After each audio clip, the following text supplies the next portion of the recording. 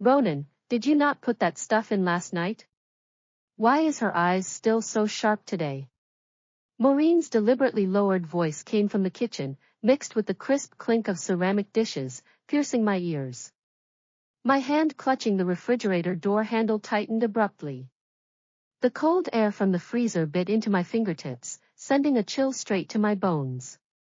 Calm down, Mom, Ronan replied, his voice laced with impatience and a hint of malice I'd never heard before. She's been sleeping heavily lately. I did put it in last night, but maybe the dose was too light to take effect. Add half a spoonful more to her breakfast milk today, and she'll definitely be groggy by morning. I froze in place, my mind a jumble of chaos. This was my husband, and my mother-in-law. We'd lived together for 3 years. Maureen always said I was like a daughter to her, and Ronan tucked me in every night before bed. But now, the stuff they were talking about was clearly meant for me. We have to hurry, Maureen's voice shot up suddenly, then dropped back to a whisper. Her trust fund matures next month. If she transfers the money while she's still lucid, we'll be ruined. I've already talked to a lawyer. As long as her mental state is compromised, you and I can take over all her assets as her guardians. The trust fund was an inheritance from my grandfather. Ronan knew about it, and so did Maureen. They used to say, what's yours is ours, and I never thought much of it. Now I realized they'd had their eyes on this money all along. I took 2 quiet steps back, and the wooden floor creaked slightly under my feet. The voices from the kitchen fell silent immediately. Who's out there? Ronan walked out. When he saw me, the malice on his face vanished instantly, replaced by a gentle smile. Sylvia, you're awake? Why aren't you saying anything? He reached out to touch my face, but I dodged instinctively. His hand froze mid-air, and a flash of panic flickered in his eyes. Maureen followed, holding a glass of milk in her hand. The white porcelain cup was printed with my favorite sunflower pattern, but now it looked glaringly sharp. Honey, come have breakfast. I warmed you some milk and added your favorite honey, she said, holding out the cup with a scrutinizing look. Didn't you sleep well last night? You look pale. I stared at the milk. A thin layer of frost covered the surface, and there were still a few undissolved white specks stuck to the side of the cup. I used to think they were just unmelted honey, but now I knew it was something else entirely. I forced myself to stay calm, took the cup, and set it on the table, managing a stiff smile. I might have caught a cold. I don't have much of an appetite. I'll drink it later. That won't do.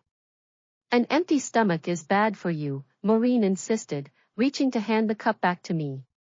But Ronan stopped her, giving her a subtle look. Mom, don't push her if she doesn't want it. I'll take her to the cafe downstairs for one later, he said gently. But I could see the reluctance in his eyes as he stared at the glass of milk.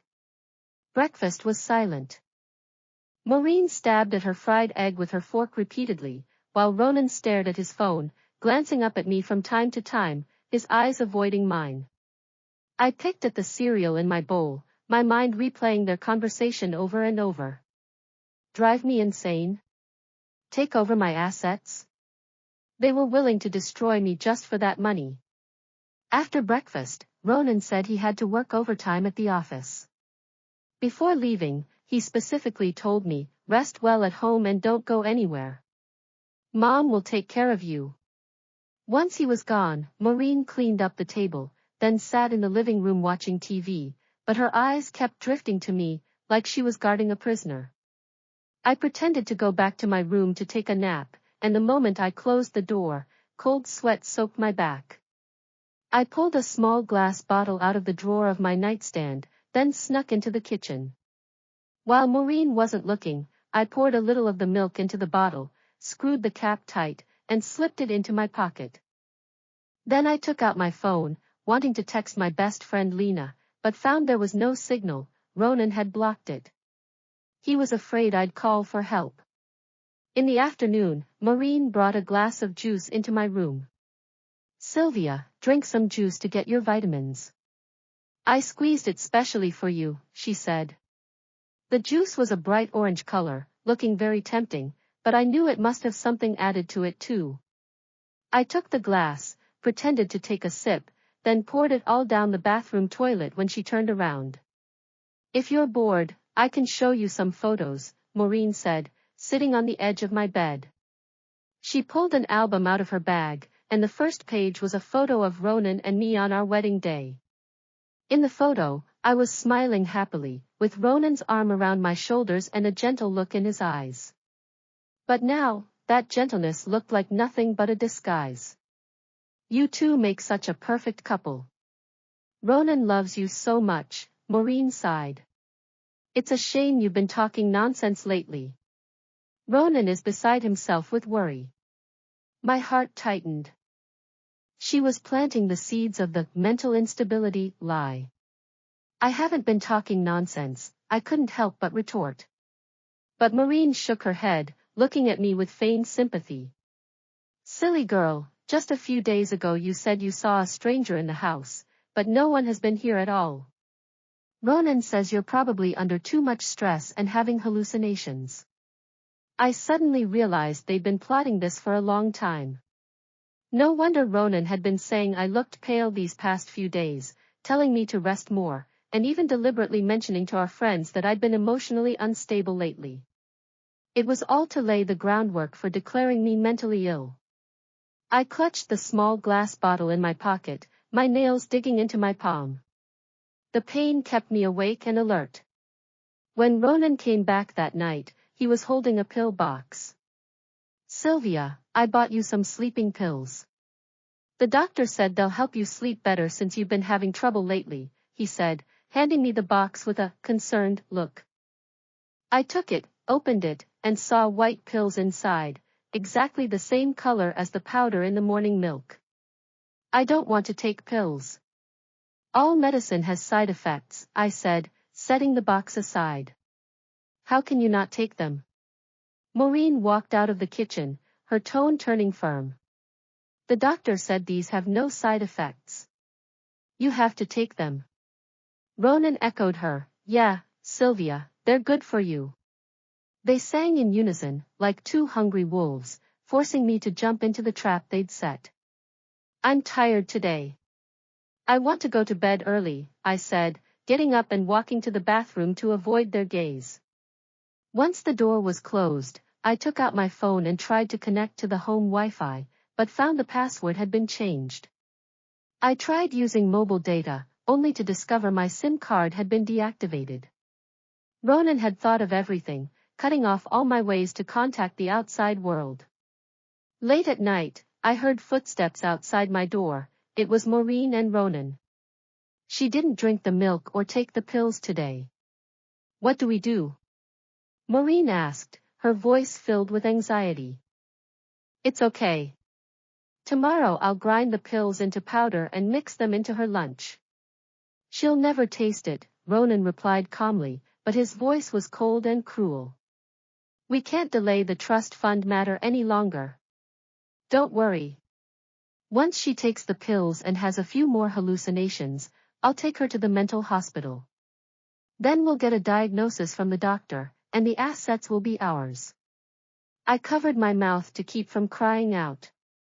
They didn't just want to steal my money, they wanted to send me to a mental hospital and ruin my entire life. I couldn't just sit there and let it happen. I had to find a way to escape. Early the next morning, I pretended to be obedient. When Maureen brought me the milk, I took the cup, pretended to take a sip, then said I felt nauseous and ran to the bathroom. I spit the milk out and rinsed my mouth with water. When I came out, Maureen was standing at the bathroom door, looking suspicious. What's wrong? Is the milk not to your taste? I think I'm carsick. Ronan took me to the supermarket yesterday, and I felt unwell on the way back. I made up an excuse. She didn't suspect anything else. At lunch, Ronan placed a plate of spaghetti in front of me. Sylvia, your favorite. I made it specially for you, he said. The noodles were covered in tomato sauce, looking delicious, but I knew they must have been spiked. I picked up my fork, took a slow bite, then frowned deliberately. It's a bit salty. I'll go get some water, I said. While they weren't looking, I spit the noodles in my mouth into the trash can. In the afternoon, I pretended to be sleepy and leaned back on the sofa, closing my eyes as if I'd fallen asleep. Maureen thought the drugs had worked, so she quietly walked over and felt my forehead. Then she said to Ronan, "Looks like the dose was enough this time. Hurry and call the lawyer. We'll take her to the mental hospital tomorrow." Ronan nodded, took out his phone, and made the call. "Hello, Attorney Davis? This is Ronan. About my wife Sylvia. We're bringing her in for a diagnosis tomorrow."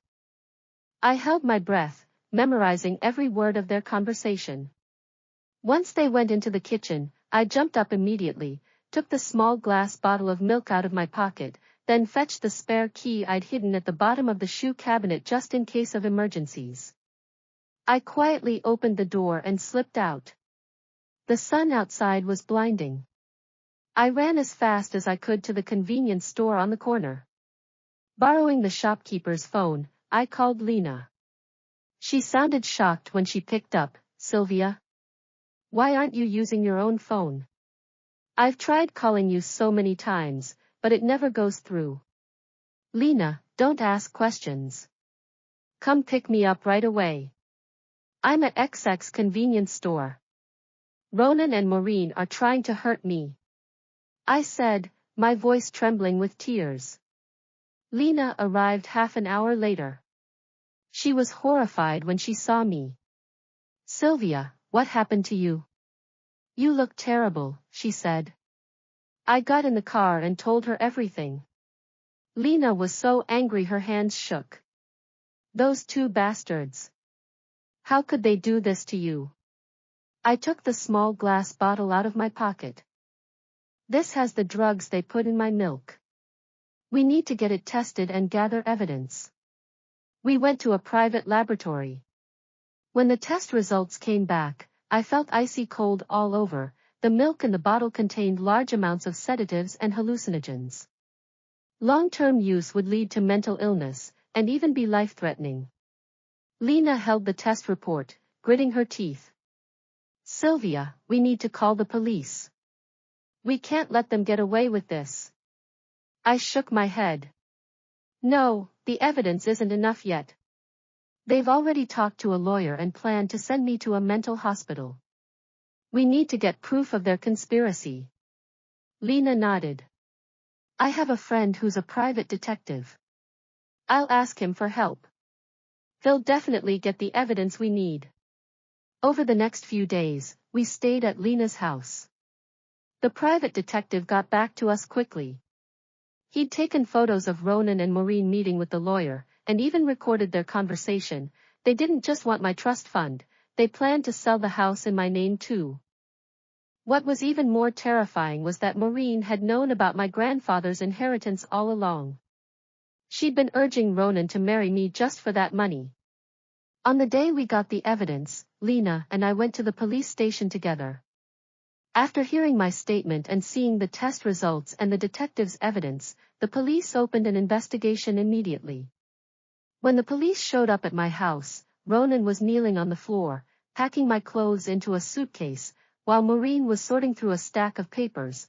Later I found out they were forged medical records, proving I was mentally ill. When they heard the door open, they both looked up. The moment they saw the police in uniform, the papers in Maureen's hands scattered all over the floor, and her face turned as white as a sheet. But she only panicked for 2 seconds before pouncing on the papers, trying to tear them up, shouting hysterically, "Who are you? What right do you have to break into my house? I'll sue you for breaking and entering." Ronan jumped up too, standing in front of Maureen, his eyes filled with viciousness, no trace of his usual gentleness left. "Officer, you've got it all wrong." Ronan clenched his fists tightly, his voice urgent and fierce. "She's the one with the problem. Sylvia has been mentally unstable for a long time. She keeps saying we're trying to hurt her and even fantasizes about having some huge inheritance. We had no choice but to take her to the hospital for treatment. He pointed directly at me, trying to turn the tables. It's her. She's framing us to keep the assets all to herself. Look at her, her eyes are wild. She's the one who's crazy. Maureen came to her senses too. Instead of just throwing a fit, she struggled violently, trying to push the police away, screaming shrilly and lunging at me. You ungrateful bitch. We fed you, clothed you, and treated you like our own. How dare you team up with strangers to hurt us? I'll tear your mouth apart today. Luckily, the police reacted quickly and pulled her back. Maureen struggled, her hair messy, looking like a maniac. This is injustice. We marry a crazy wife and get framed for it.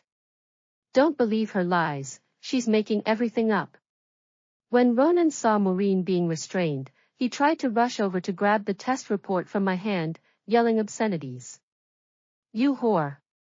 I was blind to marry you. You'd be nothing without us. The police immediately stepped in and held him down, clicking handcuffs on his wrists. He kept struggling, his eyes filled with resentment and venom. I watched their ugly faces, feeling no sympathy at all, only coldness to the core. Later, Ronan and Maureen were sentenced to prison for attempted assault and attempted embezzlement of property. I kept my trust fund and my house. But that experience left an indelible scar in my heart, like a never-ending nightmare. I moved out of that house of conspiracies, changed my phone number, and started a new life. Sometimes I sit by the window, watching the sun outside, and think about the days I spent with Ronan. I once thought he was the light of my life, but I never imagined he'd team up with his mother to push me into darkness. Now, I've learned to protect myself and not trust others easily. I know that not all tenderness is sincere, and not all care is free of ulterior motives.